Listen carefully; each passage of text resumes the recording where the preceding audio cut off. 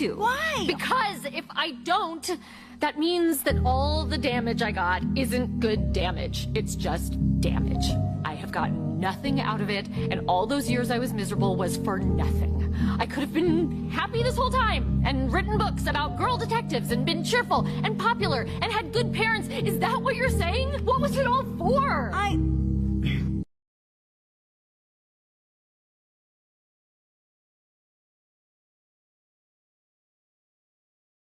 I just took out a loan for basic needs and food.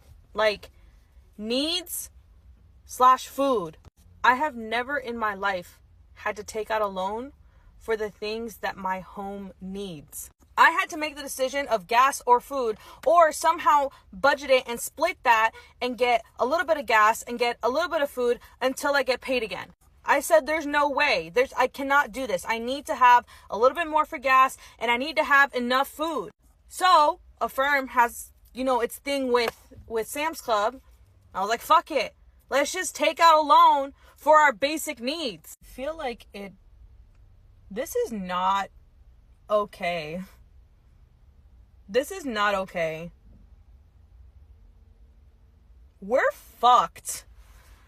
I want to say this to the men so y'all can better understand what's really going on with us women. We are mentally, emotionally, psychologically, spiritually exhausted in motherhood, okay? The domestic labor falls on us, and we know that society goes by traditional roles, so a lot of the household deeds fall on the women.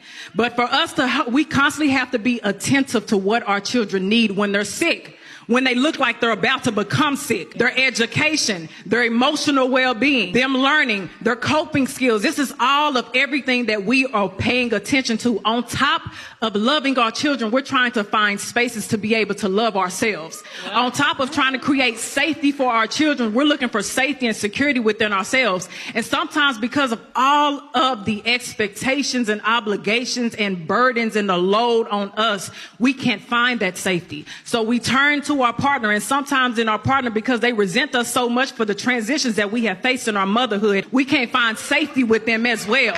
So you have to be able to extend some type of grace. And that's what we mean when we say we want to be seen, we want to be heard, we want to be understood, we want to be validated. We need you all because we understand that mentally, psychologically, men and women are not the same. We understand that, but as a partner, we need you to try to step into our shoes, see it through our eyes, hear it through our ears, feel it through our heart, so you can better understand where we are coming from. Single mother struggles are real. Okay, single mother struggles are real. Like last year, my hair was falling out. This is me with hair that fell out, like a lot of hair, okay? And I'm telling you this because I'm Latina, Italian, I have like big hair, a lot of hair. This is not good.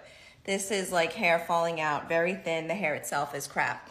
All right, but why am I telling you this? Because my hair was falling out because I was stressed about money because I'm a single mom and because I needed more money and I didn't want to work harder and I was already exhausted. My hair was falling out. I was stressed out by the ex and I needed to figure out a way to earn money from my phone, to earn money from home. That's why I'm sharing this with you. Yes, there's a digital marketing course that teaches you how to learn, implement, and earn money. $900 you can earn a day. It's phenomenal, 100%.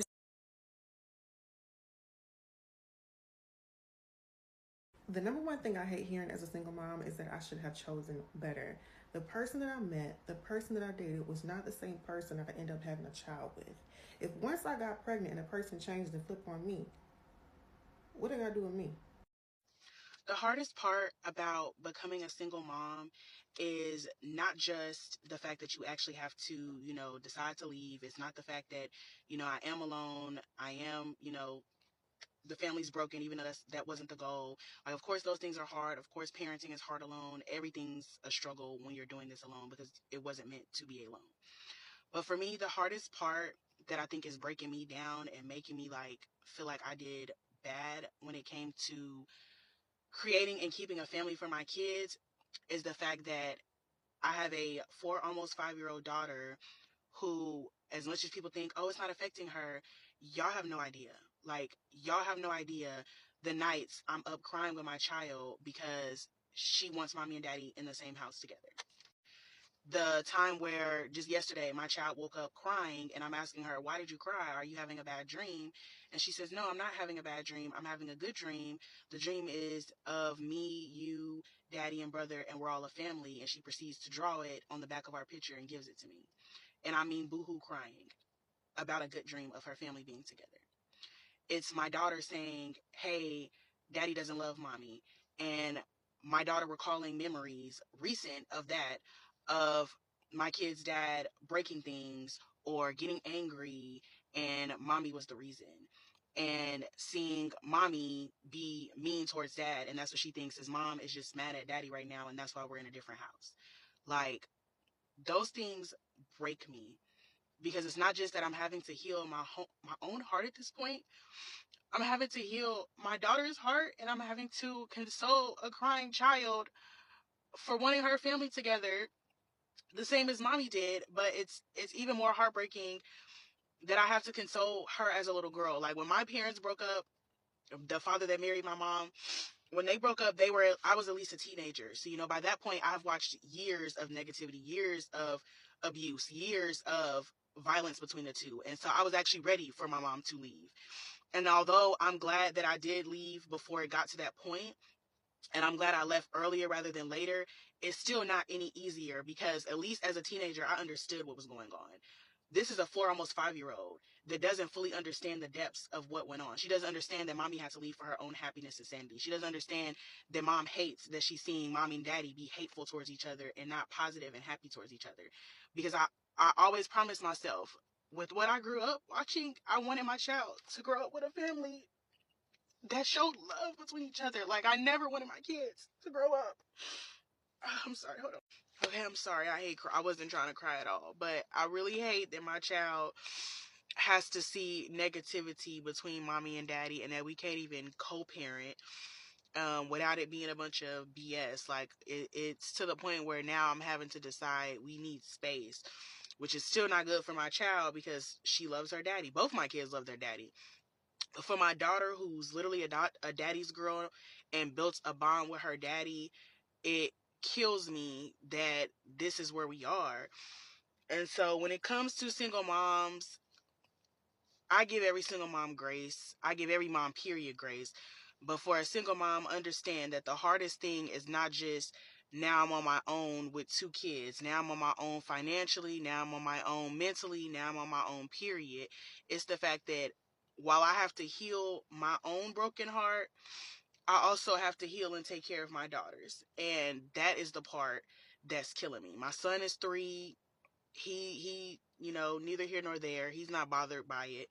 But for my daughter, it is bothering her, and it is bothering me bad. So yeah, just had to say that little piece on here, because everybody think this is easy when you choose to leave, or that, oh, to get easier, to get better, and oh, she don't realize that she's only 4. You should leave now. You should leave now. Again, glad I left now before it got worse. But yeah, it's that point where I have to console my 4-year-old daughter almost daily, to the point where I'm crying with her almost every night because daddy's not there. That's all she knew. That's what she came into, and that's all she knew up until this year. So yeah, that's my piece. A lot of men that are single, when they describe the kind of woman that they want for themselves, the things that they talk of are qualities that women that have children have, but a lot of them disqualify women with kids because that's just something that they don't want for themselves, which is understandable. They don't want a single mom. That's fine. Everyone has their preferences. Some of them want a woman that is nurturing. They want a woman that understands providing is not just financial. They want someone that actually cares about another person. They want someone that is patient and very kind with them. They want someone that actually listens and actually understands what they are going through and doesn't, get down on them for the lack of that they are doing.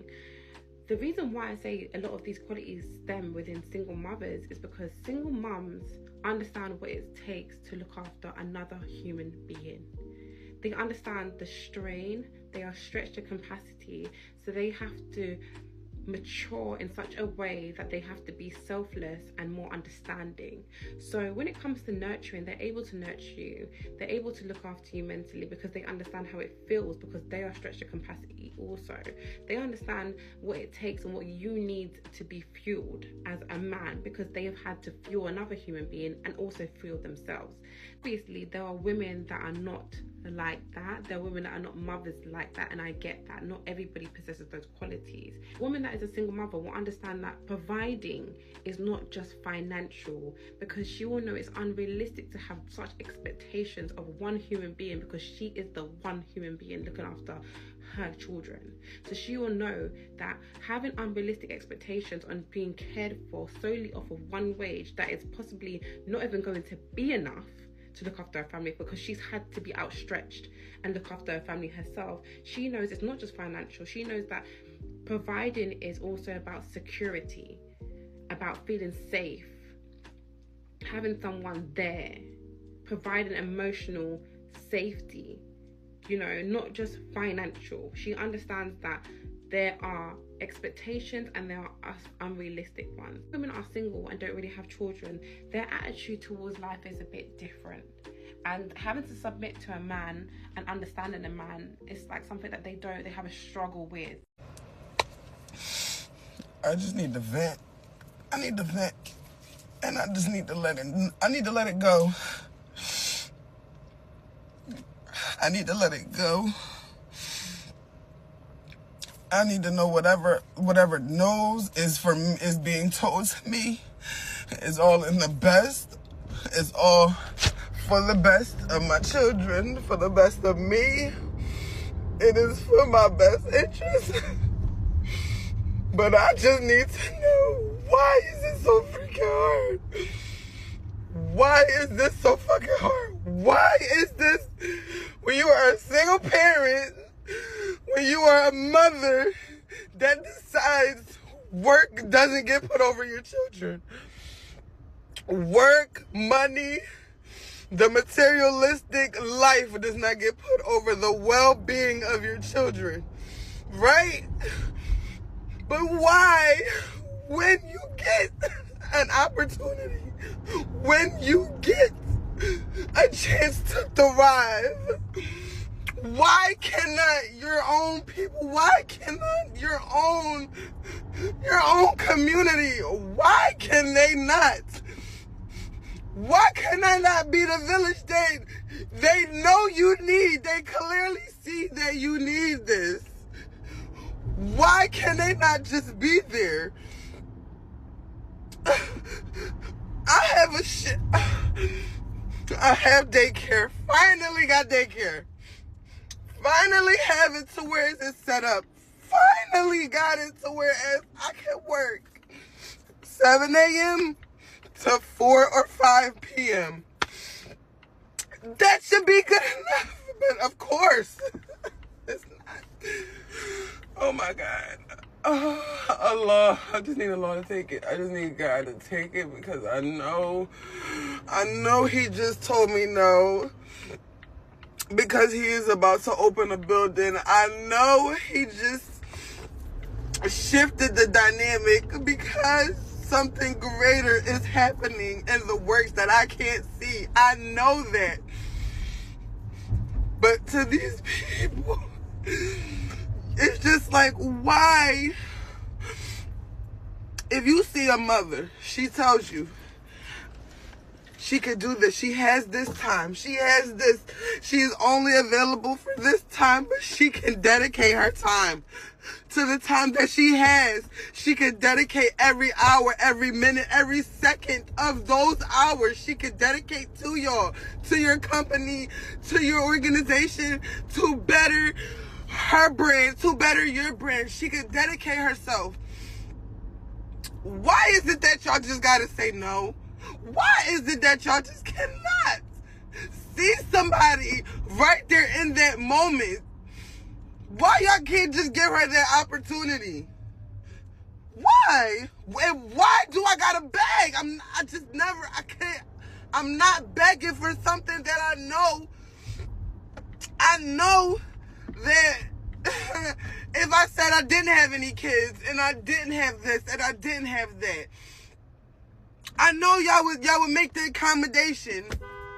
The accommodation would be so clear. Why is it that we cannot accommodate for somebody that, I'm asking questions that I'm never going to get answers to, because respectfully, it is not for me to gain that.